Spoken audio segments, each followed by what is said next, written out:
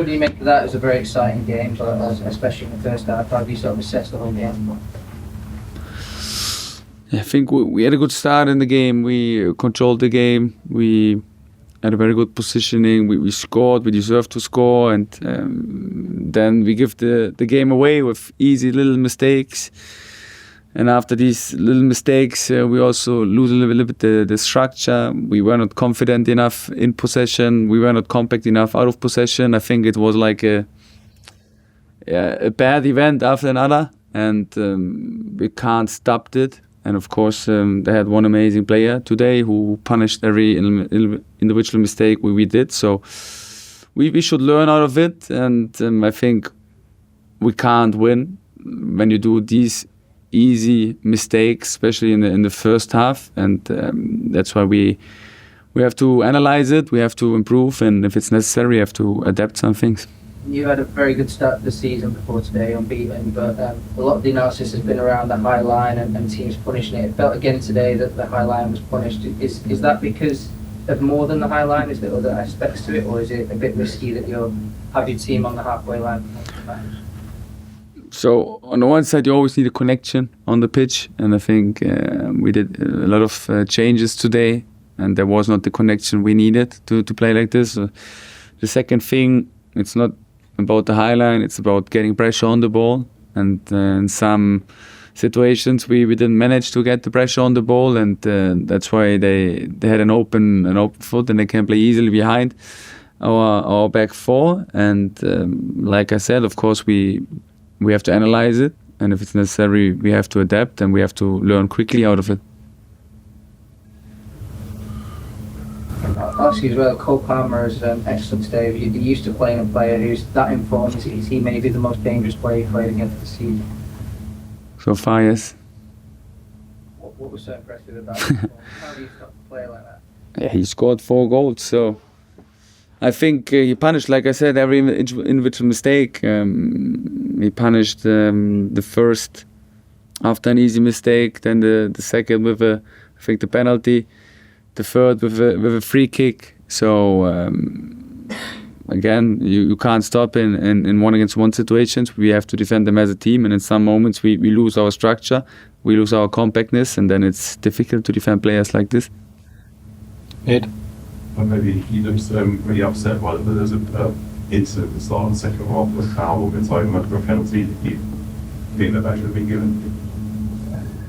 So I just experienced now in the last 2 games, like we get penalties against us for really easy touches, and also today I don't think if you really have to give this penalty because it's just an easy body touch.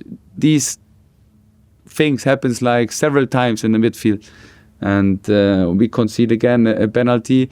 And if you give this penalty, of course, I think you have to also give a penalty for us in the second half. Andy?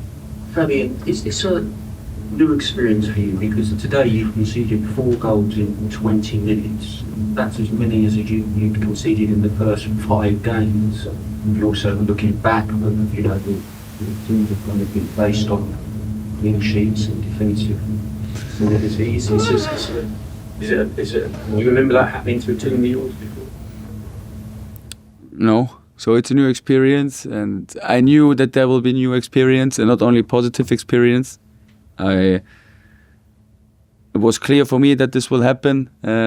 Bad experience, of course. It was not clear for me that I concede 4 goals in 20 minutes, but it happened now, and now it's about taking responsibility, trying to analyze it, being honest also to myself, if we have to adapt something or not, and then we should learn out of it. How late or not was the defensive disruption that Hecke and Veltman? When did you know that they were? One of them quite early, one of them quite late, so it was a mix. Fabian, is the high line non-negotiable for you? Are there any games that you would play deeper? So of course, some things are non-negotiable, some things are negotiable.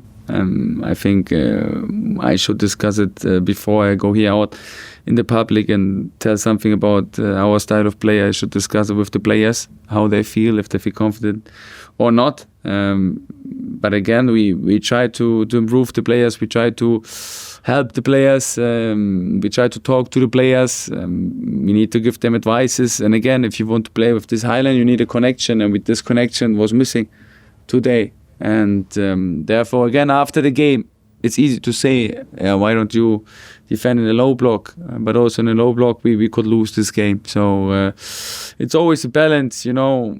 I know now that the public will go on the high line. But again, the 4 goals we conceded was not one goal because of the high line. It was all because of individual mistakes, if you reanalyze it. And that's a thing where we also have to see. But what does it give you then? What there's risks. What do you see the rewards are when you play in that way, potentially? The compactness, a lot of ball wins, higher on the pitch. This gives you the high line, and of course, if the high line doesn't work, it looks a little bit like today. And I never say that's taking risk, but it looks like a little bit like taking risk. But for me, again, it's no risk. And like I said, we have to analyze it. I didn't see all the actions afterwards. We will sit down, we have to talk, and if necessary, we have to adapt. Would you take the positives from somebody attack and play? The team reduced station to score more goals? Yeah, I think in possession, we made a good game. So we created a lot of chances, and we could easily also score 5 or 4 goals. Uda? Last one, sorry. Last one. Yeah. There are some positive things today, including my favorite Baleba, who's obviously, I think, had a great performance today. How important is he going into the next month, which is quite crucial for Brighton?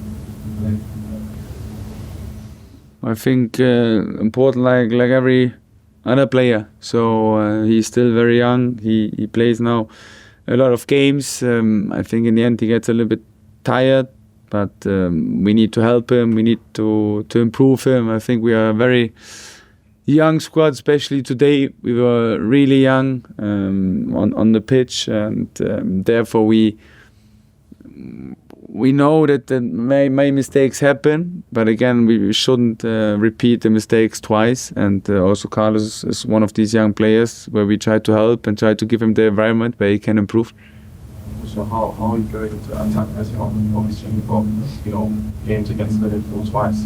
How are you gonna, the squad you're valuable and how are you gonna take the team forward into the Yeah, keep on improving like every day. Of course, today was a bad experience we did, but you should never give up. And we try to learn out of it. We try to improve our style of play. We try to help the individual players to improve, and we try to be honest to us. I think that's the most important. Don't try to, if something bad happens like today, don't try to see only the positive things, also to go in and discuss about the negative things. And there were too many negative things today where we have to talk about, and that's a learning process, especially with this young team.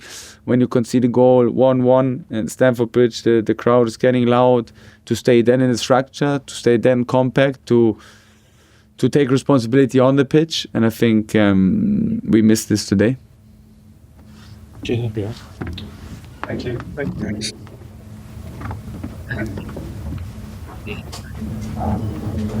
you.